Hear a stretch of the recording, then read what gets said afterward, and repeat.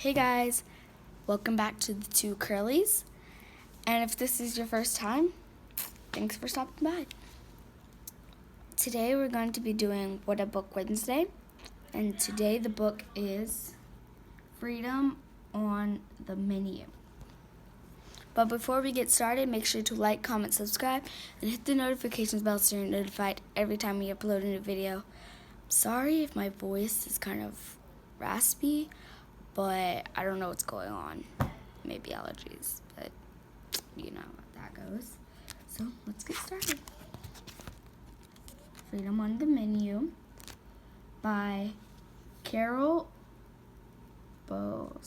Boston, Weatherford, painted by Jerome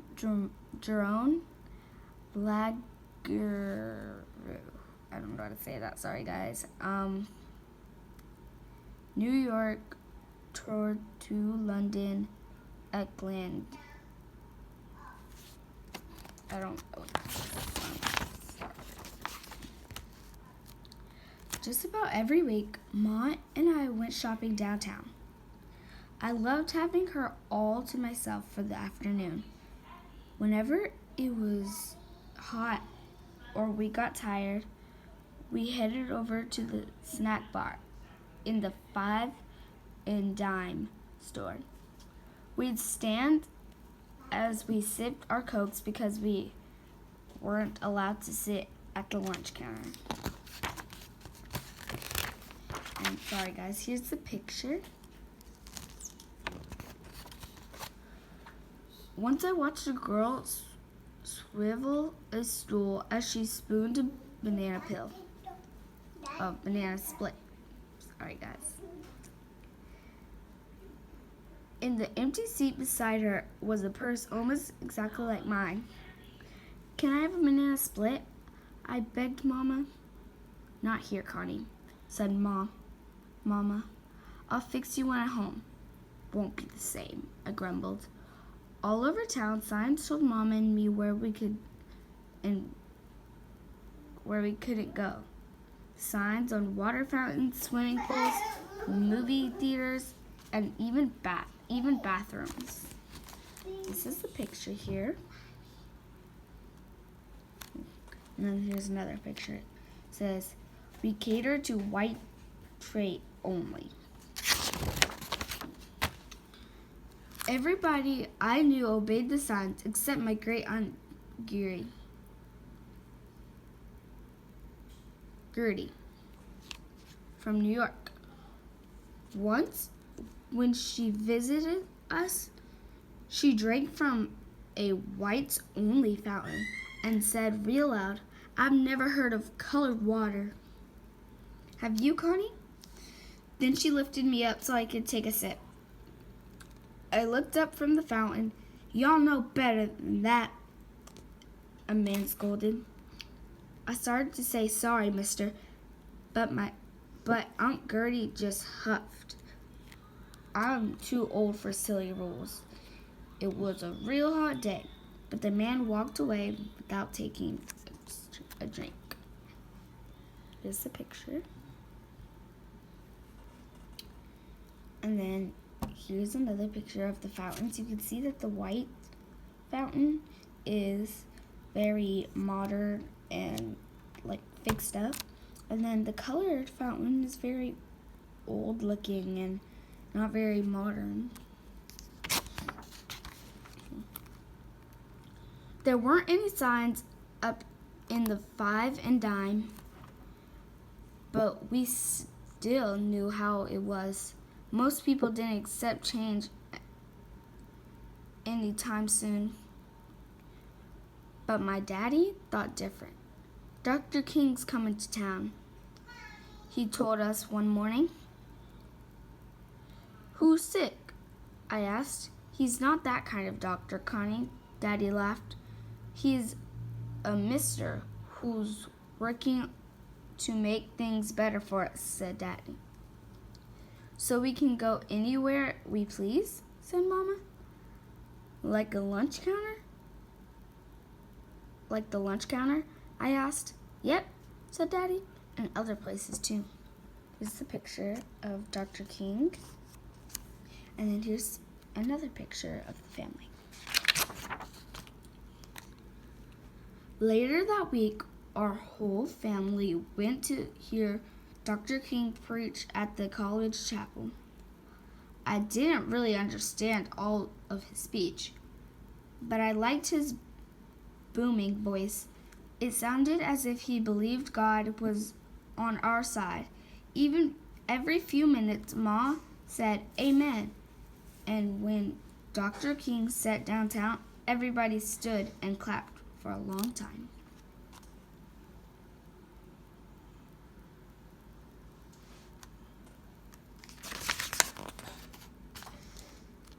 Soon after that, my brother and sister joined the National Association for the Advancement of Colored People. Everyone called it the NAACP. They let me tag along as they went door to door helping people to sign up to vote. "I've never voted in my life," said a white-haired lady leaning on a cane. "Will I get to vote for president?" "Yes, ma'am," I said. "My brother wants to be president when he's all the way grown."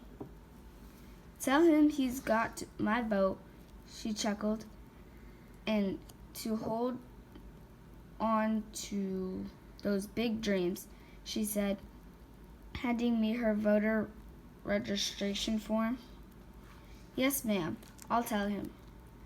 I promised, thinking about my own dreams too. "Times are changing," she said, waving as I left. This picture.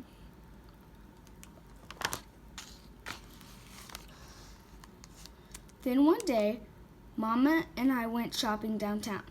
We stopped at the snack bar, just like always. I tugged at Mama's sleeve. "Look over at the lunch counter." We know those boys. There sat 4 of the brothers' friends from A&T College. "Do they know they're in the wrong place?" I whispered. "Some rules have to be broken," Mama whispered back. I heard one of them order coffee and a donut, please.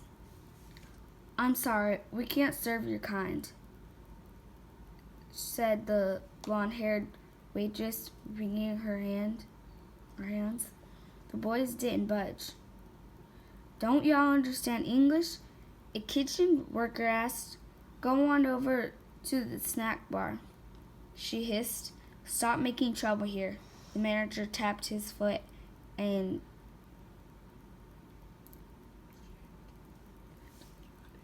jutted out his chin. "They can sit there forever for all I care," he said, storming out of the store.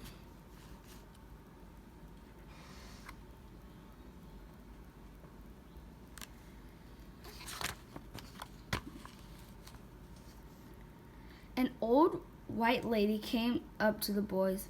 "I'm so proud of you," she said, clear as a bell, so everyone could hear. "I wish someone had done this sooner." The waitress kept wiping re-wiped the counter and refilling salt and pepper shakers, sugar pourers, and napkin holders. Suddenly, the manager came back with the tall policeman. "Let's go, Connie," said Mama. The manager shooed us right out of the store and then put a closed sign in the window. I couldn't wait to tell Brother.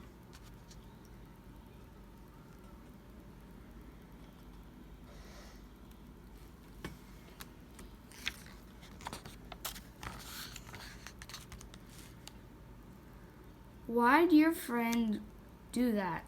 I asked. "If we can spend money at the store," said Brother, It's only fair that we should be able to eat at the store's lunch counter." "I guess so," I said.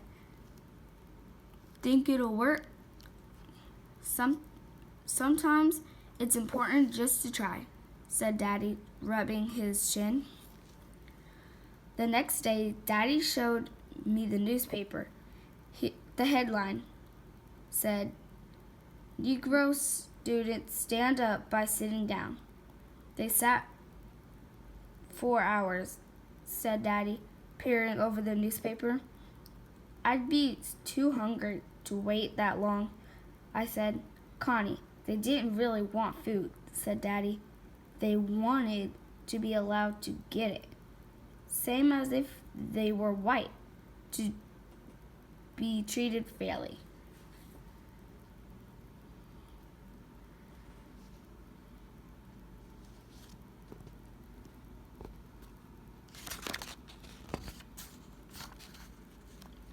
By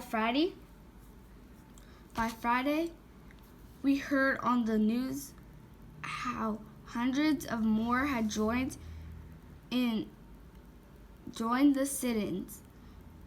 "The protests are growing," I told Daddy. "I'm joining the sit-ins," Brother said, bursting into the room. "And I'm going to picket downtown," said Sister. "Tomorrow, I want to go, too," I said. "I'm plenty big enough to hold a sign, and I know I can sit." "It's good that you want to help," said Daddy. "But Connie, you're still too young for these things." "I never get to do anything important," I pouted. "You can help us make picket signs," said Sister. "That's very important." The next morning, I handed Sister my little flag for her to carry. "Well, tell you everything when I get home." "We'll tell you everything when we get home," Brother promised.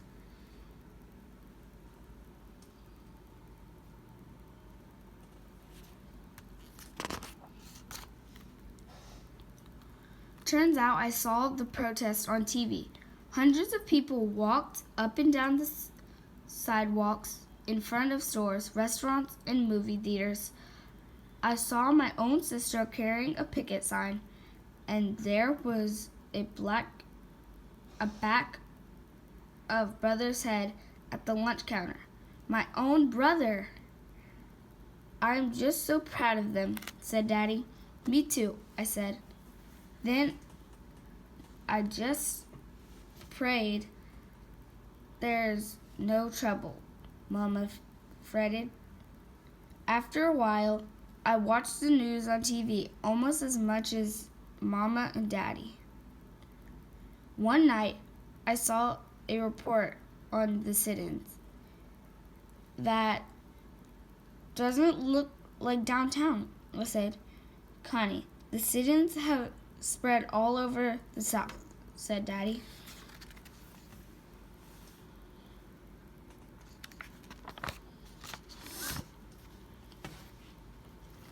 Just then, the phone rang. I answered it. "Daddy, it's Sister. She got arrested at the lunch counter. She's in jail." Sister, who always got A's in school, who hardly ever got in trouble, who was what Mama called mule stubborn. Daddy raced to the police station, but Sister wouldn't let him go get her out of jail. He told me how the students kept chanting, "Jail, not bail. Jail, not bail."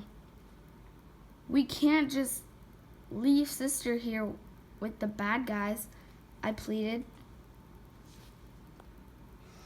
"She made up her mind, Connie," said Mama, wiping a tear. "She wants to stay with the other students. In a few days, Sister came home. Promise me you'll stop picketing," I begged.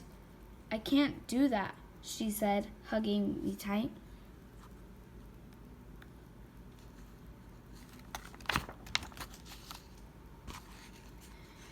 Now, instead of shopping downtown, we had to order from the Sears catalog.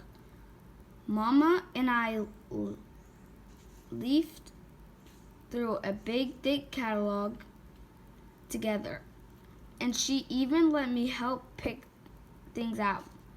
But we both knew it wasn't the same. How long before the sit-ins are over, Mama? I asked. So folks get what they want, said Mama. That summer, Mama and Daddy and I finally went downtown. When we passed Woolworth, I heard someone shout, "They're serving them." Daddy stopped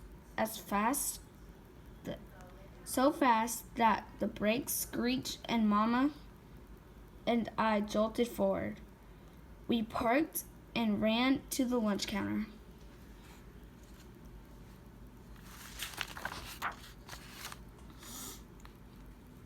There sat the woman who worked in the restaurant's kitchen.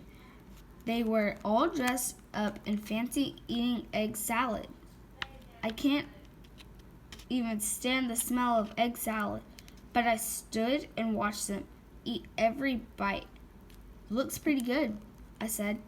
Daddy and I shared big grins.